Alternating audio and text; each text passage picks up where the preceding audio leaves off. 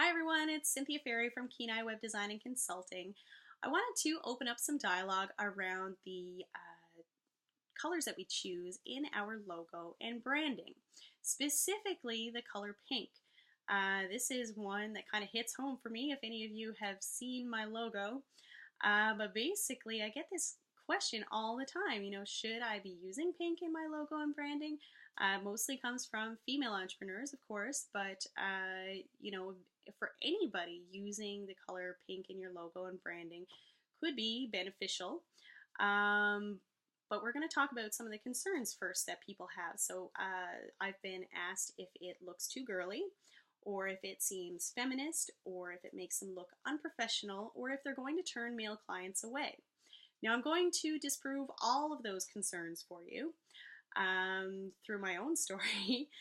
But the two questions that I ask clients when they come to me about, with questions about color is, does that color resonate with you as a person and as somebody who does business with people? So like, does it fit your style?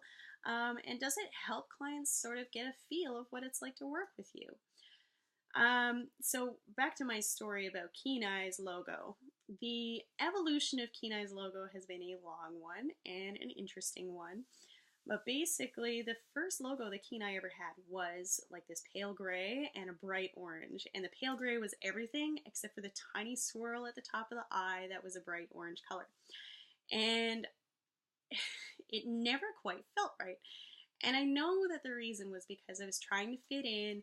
I didn't want to seem unprofessional. I was afraid of appearing too girly. I was very young at the time also.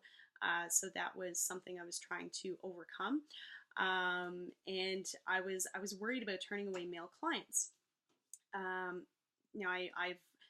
always connected better with female clients, but I still have, most of my client base is male. And I was worried about turning some of them away, especially when I was first starting out. So I had this really bland logo that I was hoping that the orange kind of spiced it up a little bit, but it just didn't do the job.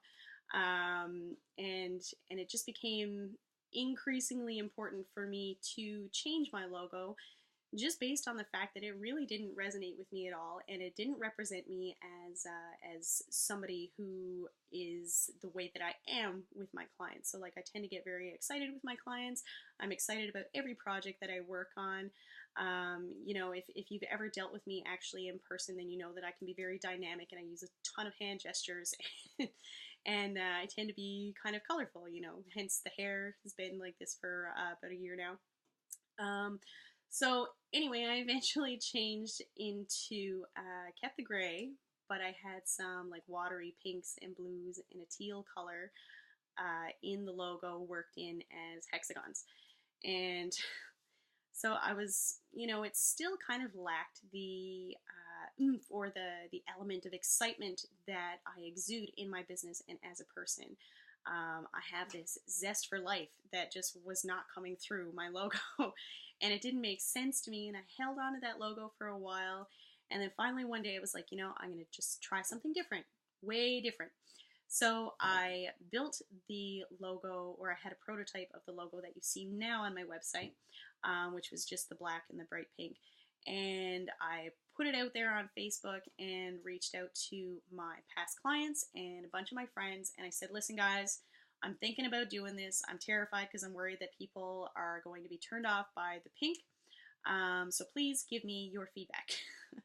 And everybody, and we're talking like over 100 people actually responded, except for one person was like, yeah, you know what? All my past clients were like, that totally describe, like, it looks like something that should be plastered on you. Like it totally suits you, totally suits the way that you do business. And then my friends were just like, yeah, definitely, this is way better than the other ones that you've had in the past. So even though I was still terrified to take that risk, I reached out and got all of the confirmation that I needed, and hopefully so that I could give you the confirmation that you need to use whatever colors are going to resonate with you in your business. So again, those two questions that I ask people who approach me with that question are, does pink resonate with you as a person and as somebody who does business with people? And does it help clients get a feel of what it's like to work with you?